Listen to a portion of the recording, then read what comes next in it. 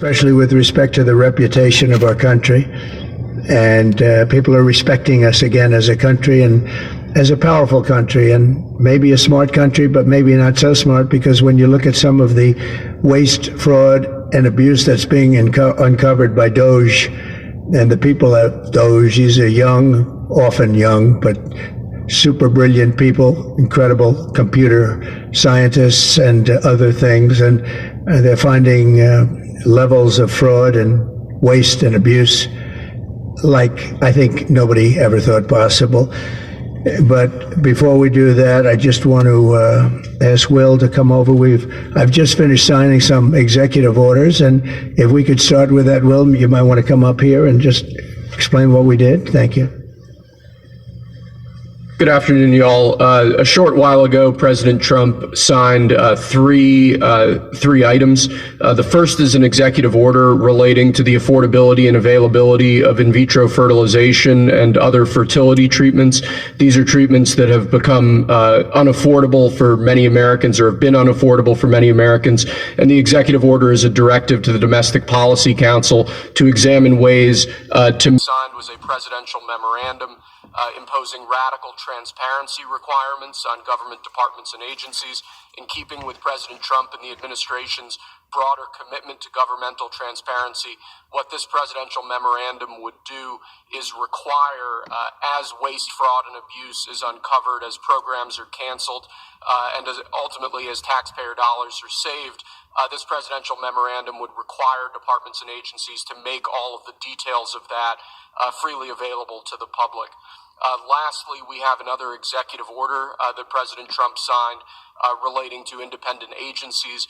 This executive order would establish important oversight functions in the Office of Management and Budget and its subsidiary office, OIRA, supervising independent agencies and many of their actions, and also reestablishes the longstanding norm that only the President or the Attorney General can speak for the United States when stating an opinion as to what the law is.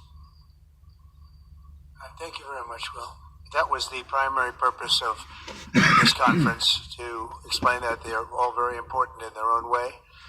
Fertilization, I've been saying that we're going to do what we have to do, and I think the women and families, husbands, are very appreciative of it.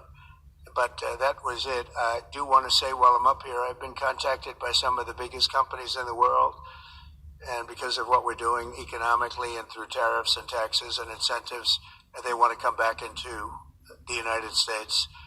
And we'll be announcing various very large companies, the biggest actually, and they'll be coming back, having to do with chips and having to do also with cars and lots of other things. We're going to be announcing some very, very big, momentous decisions are being made by companies all around the world, the biggest, and they want to come back into the U.S. Car plants are being canceled in other locations now because they want to build them here. And you read about a couple, not that I want to mention names or anything, but you read about a couple of big ones in Mexico just got canceled because they're going to be building them in the United States. And that's very simply because of what we're doing with respect to taxes, tariffs, and incentives. And I think it's a very important thing. And you'll be seeing this over the next probably over the next 2 years, to be honest, but you're going to see a lot of it over the next couple of weeks. A lot of big ones are going to be announcing. And so while we're here, I guess we can take a couple of quick questions. Go ahead, please. Little quick question. Specifically what the auto tariff rate should be. Yeah, I probably will tell you that on April 2nd, but it'll be in the neighborhood of 25%.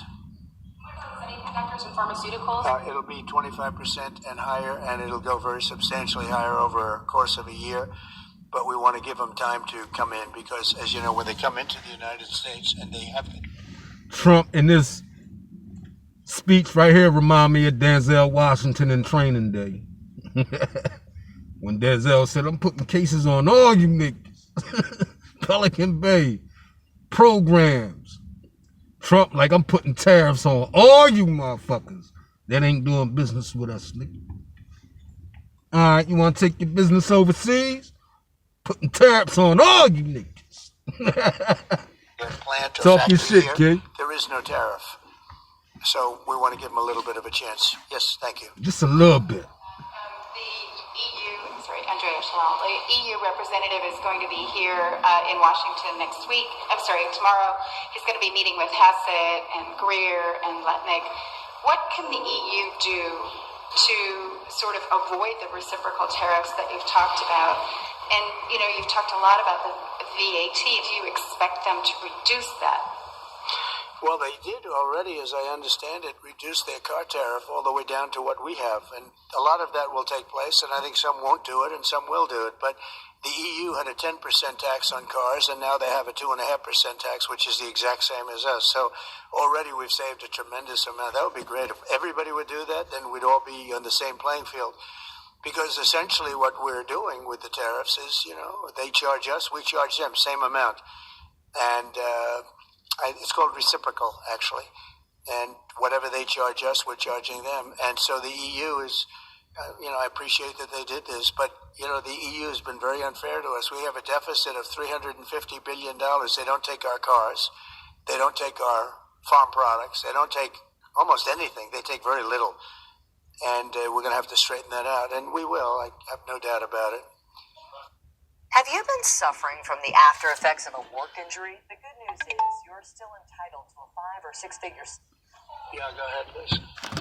Thank you, Mr. President. Can you tell us a little bit more about the Russia talks, your impression of how they went today, and if you're perhaps more confident or less confident of a deal after what happened today? Well, much more confident. They were very good. Russia wants to do something. They want to stop the savage barbarianism. I mean, what's going on over there? It's soldiers are being killed by the thousands on a weekly basis. It's ridiculous. And they're not American soldiers. They're Russian soldiers, and they're Ukrainian soldiers largely, although a lot of Koreans have been killed, as you know.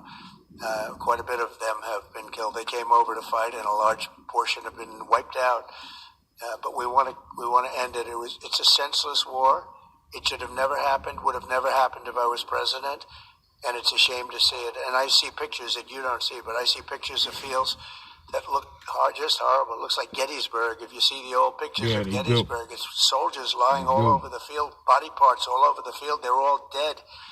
And this is going on a daily basis. It's a horrible thing. Both Russia and Ukraine, they're losing thousands and thousands of soldiers, and a lot of people have been killed too. I think that's one of the things that you'll see historically, and you'll see later on as it goes along. I think people are going to be surprised at how many people, not only soldiers, have been killed in Ukraine. A lot more people than you think. Yeah, please. President Trump, as part of a peace deal with Putin, would you be willing to consider removing all American troops from Europe? Well, nobody's asked me to do that, so I don't think we'd have to do that. I wouldn't want to do that. But that question's never really come up.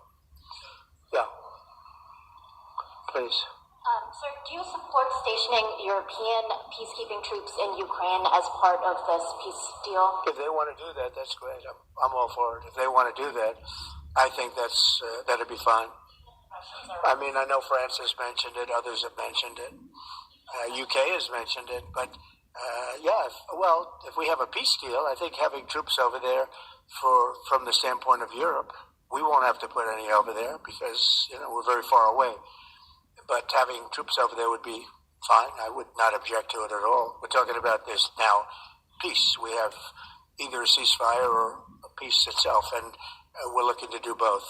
We'd start off with the ceasefire, and if they want to do that, I know France was willing to do that, and I thought that was a beautiful gesture.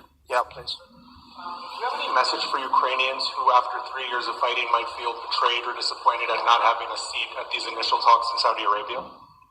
Well, I think I'm really disappointed in what's happened. I've been watching this for 3 years. It's a war that would have never happened if I was president, and I've been watching these people being killed at levels that you've rarely seen, not even close, since the Second World War. And I'm very disappointed. I hear that, they're upset about not having a seat. Well, they've had a seat for 3 years, and a long time before that. This could have been settled very easily. Just a half-baked negotiator could have settled this years ago without the loss of much land, very little land, without the loss of any lives, And without the loss of cities that are just laying on their sides, you have those magnificent golden domes that are shattered, will never be replaced. You can't replace them. 1,000-year-old domes that are so beautiful, you can't replace that. The whole civilization has changed because of what. So when they're worried about not being seated, I mean, somebody that should have gone in and made a deal a long time ago, you could have made a deal. This is one that could have made a deal. There was no talk of this during the Trump administration. Putin would have never, ever done it. And by the way, we wouldn't have had October 7th. You know that. We wouldn't have had October 7th either in Israel. And we wouldn't have that mess that's going on over there. It's like we have great fire people here. We're putting out fires all over the world. We're putting out fires. So that wouldn't have happened. And you know what else wouldn't have happened? Inflation.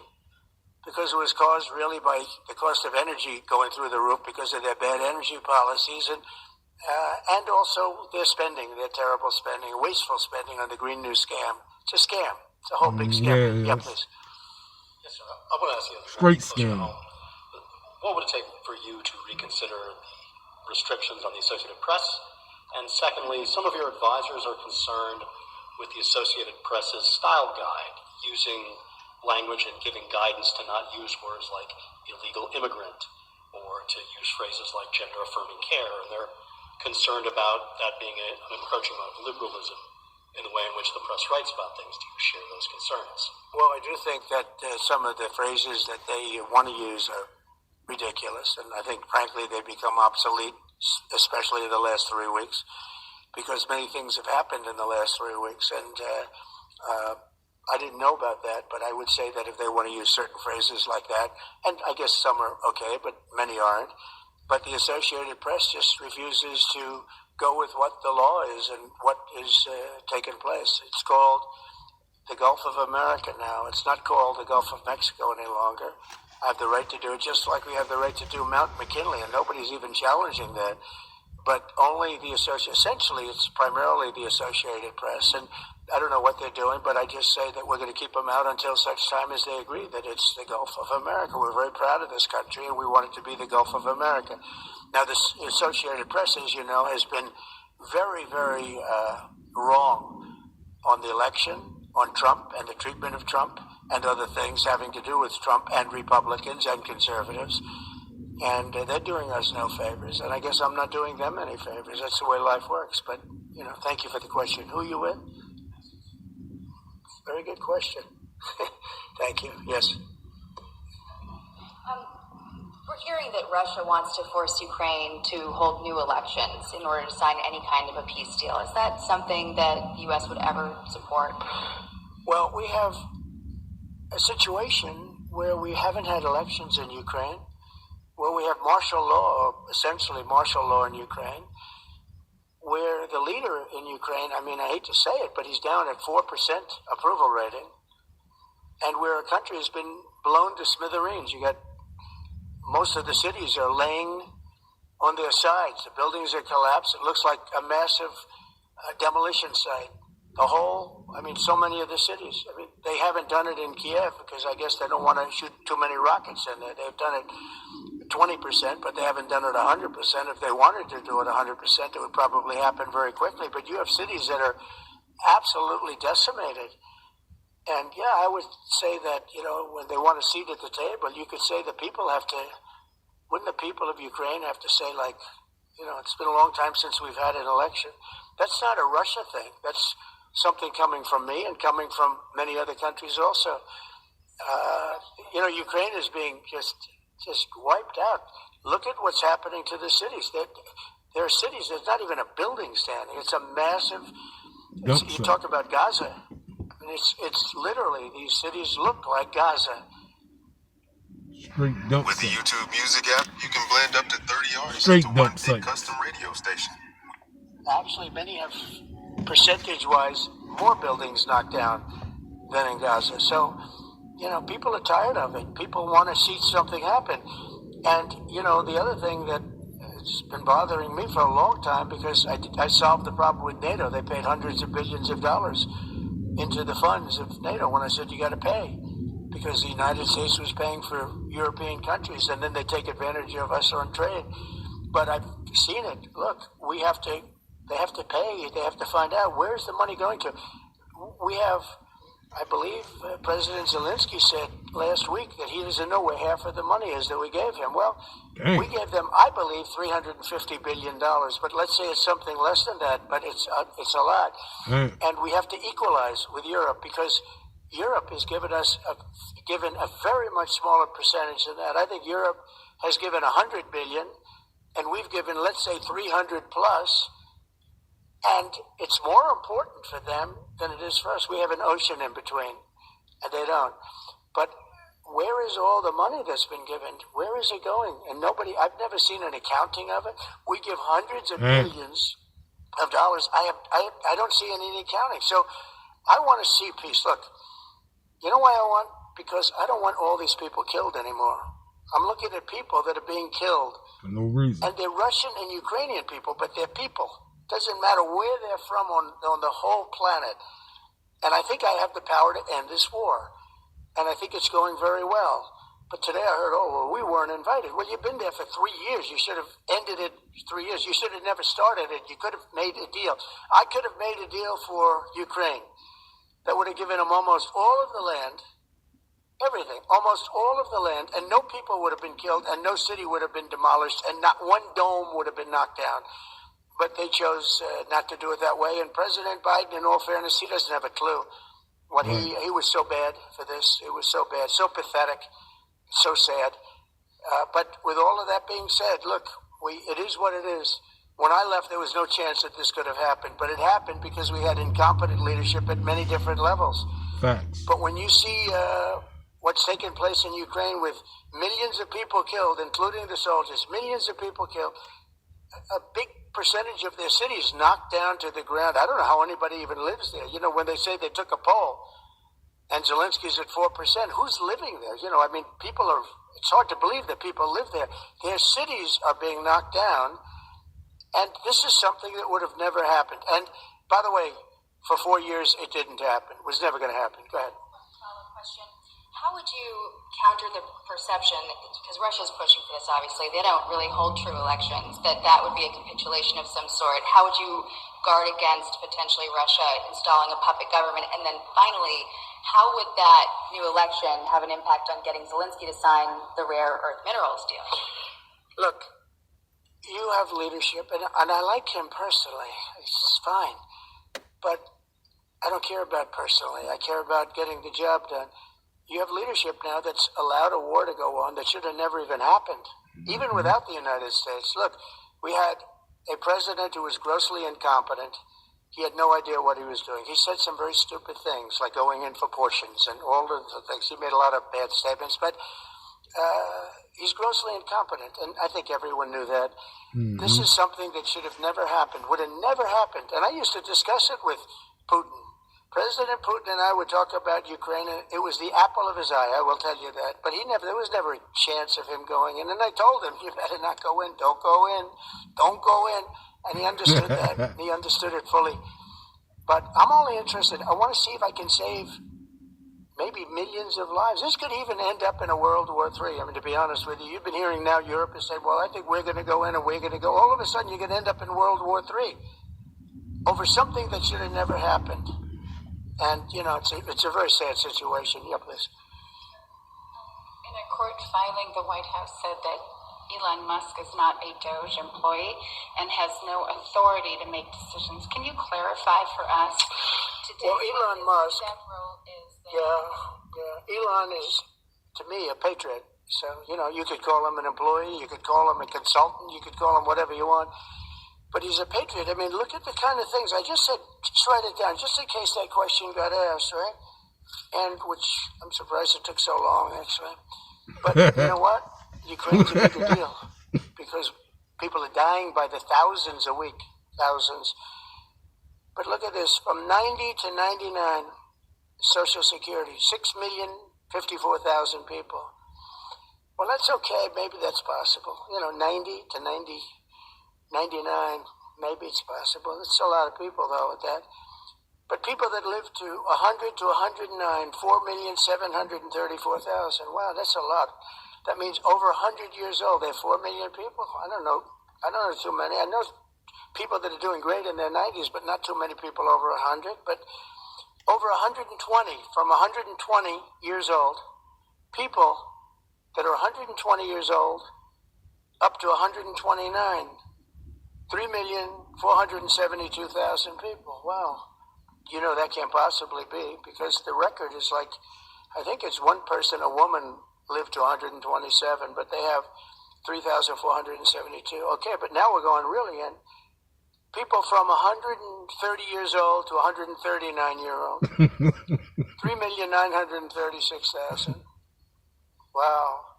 I wonder if people are getting paid with all this. I mean, are these checks? And that's what we're checking right now. People from 140 years old to 149 years old. 3,542,000. 140 years old and beyond. Now we're really going, because we're looking to break the record by 25 years. People from 150 years old to 159 years old. Damn. 1,345,000. These are in the. By the way, these are in the computer files. This is what they do well. Who been cashing them checks? I asked Elon, who are these Doge people? He said they're super brilliant computer people and they love the country. Mm-hmm. It's simple. Wait a minute. People from 160 years old to 169 years, 121,000. So 160-year-old people. 170 to 179,000, 6,087. But now, let's go into the real numbers. From 200 to 209 years old, 879 people. From 210 years old, I haven't met any of them. And if I did, I would bless them. I would worship the ground they walk on. 210 to 219 years, 866. From 220 years old to 229 years old, 1,039. And then you have two people. From 240 years old to 249 years old, one person. And there's one person that's 360 years old. Damn. That's just that. And then, where's the money being spent, right? Let's go into that for just a second. $520 million for a consultant on the environment. It's called Environmental, Social, and Governance. Investments in Africa and mobilize private sector resources. $520 million. Somebody got $520 million for an environmental, sounds like an environmental study. I've always been one that paid a lot of money for my environmental studies, but I paid like $50,000, not $520 million. $520 million for ESG. $25 million to promote biodiversity, conservation, and promote licit livelihoods by developing socially responsible behavior in the country of Colombia. Well, it's nice, $25 million to go to Colombia for something that nobody ever heard of. $40 million to improve the social and economic inclusion of sedentary migrants. $40 million.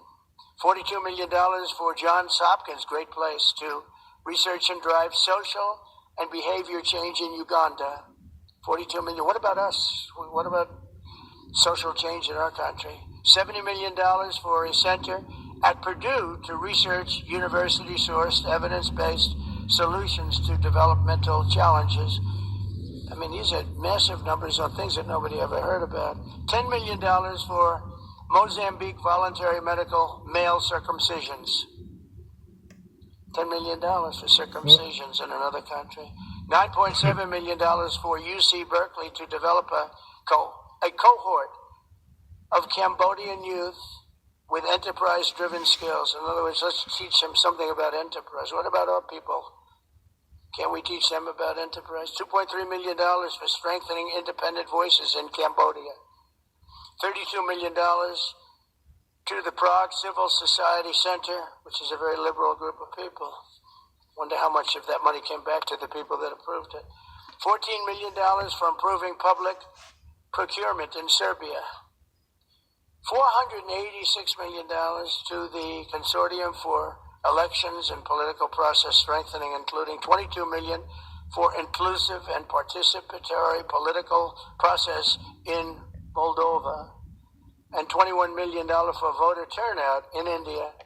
Well, why are we giving $21 million to India? They got a lot of money. They're one of the highest taxing countries in the world in terms of us. We can hardly get in there because their tariffs are so high. I have a lot of respect for India. I have a lot of respect for the Prime Minister. He just left, as you know, 2 days ago. But we're giving $21 million for voter turnout. It's voter turnout in India. What about, like, voter turnout here? Oh, we've done that, I guess. We did 500 million, didn't we? It's called the lockboxes. $20 million for fiscal federalism in Nepal. Listen to these numbers. This is all fraud. $19 million for biodiversity conservation in Nepal. $1.5 million for voter confidence. We want to give them confidence in Liberia. $14 million for social cohesion in Mali. $2.5 million for inclusive democracies in South Africa. $47 million for improving learning outcomes in Asia. Everybody was milking the Asia's doing very goddamn well. United They're States. doing a lot man. better than we do in the schools, aren't they? $2 million Everybody's to develop doing better than sustainable we was. recycling models Shit. to increase socioeconomic cohesion among marginalized communities in Kosovo and Ascali and in Egypt. We're talking about hundreds of billions of dollars. I could, by the way, I could read this all day long. I could go on all day long, and you'll see hundreds of billions of dollars, and we're doing it. But when I saw the Social Security numbers, I said, wow, that's really something. So we have, let's just go above 100 years old. We have millions and millions of people over 100 years old. Everybody knows that's not so. We have a very corrupt country, very corrupt country, and it's a sad thing to say, but we're figuring it out. Now, the good thing about Social Security and what I read is if you take all of those numbers off, because they're obviously fraudulent or incompetent, but if you take all of those millions of people off Social Security, all of a sudden we have a very powerful Social Security with people that are 80 and 70 and 90, but not 200 years old. It's not easy being the one everyone counts on to keep your operation running. That's why at Grainger, we're here for you with professional-grade industrial supplies and fast delivery. Call, click Grainger.com, or just stop by. Grainger, for the ones who get it done. You know, so it's a very positive thing. How about over here, yeah, please? Who resigned? The head of Social Security. Who resigned? The head of Social Security. I don't know. I mean, I resigned or got fired. I think got fired. You know, when you fire somebody, they always resign, and then they say, oh, we resigned. But when you have numbers like that, I think really it's got fired. They have to get fired. Who would keep them? How could you have numbers like this? Now, the big thing is, how many of these people got paid? Were they getting paid? Were they getting paid? How many of them were getting paid Social Security? Because if that's the case, it's a massive fraud. We'll have to call those great Palm Beach police into the situation, right? You guys would figure that out very quickly. But how many of them are being paid? I mean, maybe millions of them, but it's a total fraud. Also, a lot of illegal immigrants are in Social Security that shouldn't be there. Yeah, please, go ahead. Mr. President, there was a big wave of probationary federal workers who were fired over the weekend. Some of these workers focused on nuclear weapons security were immediately rehired. Do you have any concerns about how these terminations have No, not at all. I think we have to just do what we have to do. It's, you know, you're gonna. It's amazing what's been found right now. It's amazing. Yeah, if we feel that in some cases they'll fire people and then they'll put some people back, not all of them, because a lot of people were let go. Don't forget, I got elected on the basis of making our government stronger and smaller, because we have millions of people that obviously they're paying millions of people that shouldn't be paid, and that has also to do with workers. Yeah, please. No, go ahead. Axios, New York Times. Sorry. Mr. President, given your concerns about corruption, you said that if there were any conflicts of interest with Elon Musk, you wouldn't let him anywhere near it. That's right. Doge and SpaceX employees are now working directly at the Federal Aviation Administration and the Defense Department, agencies that have billions of dollars in contracts with Musk's companies or that directly regulate his companies. How is that not a conflict of interest? Well, I mean, I'm just hearing about it, and if there is, and he told me before I told him, but obviously I will not let there be any conflict of interest. He's done an amazing job. They've revealed, in fact, he's going to be on tonight, a big show called Sean Hannity at 9 o'clock, and he's on and I'm on, and we talk about a lot of different things. And any conflicts, I told Elon, any conflicts, you can't have anything to do with that. So anything to do with possibly even space, we won't let Elon partake in that. If you have a 700 plus partake in that. Yeah, please. On immigration, sir, you said you would be sending the worst of the worst to Guantanamo Bay. What we're finding out is that there are a lot of low-risk migrants who don't have a criminal background who are also being sent. Are you thinking about this differently now? No, they're going to be brought back to their countries. And with some persuasion, every one of those countries, everyone in the, as you know, every country is taking the people back. So some of them are going to be brought back to, many of them, any of them that are low risk, as you say, are going to be brought back to their countries. Yeah, go ahead, please. Can you give us a bit of an update on where you stand with Venezuela? Yeah, it's oil. There's basically a monthly license that can soon Well, you know, we had Venezuela on the run, and it looked like that was going to be very good. And when Biden came in, as he always does, he screws it up. And they started buying millions and millions and millions of dollars of oil, billions of dollars actually, of oil, and it gave them a new lease, a new really lease on life.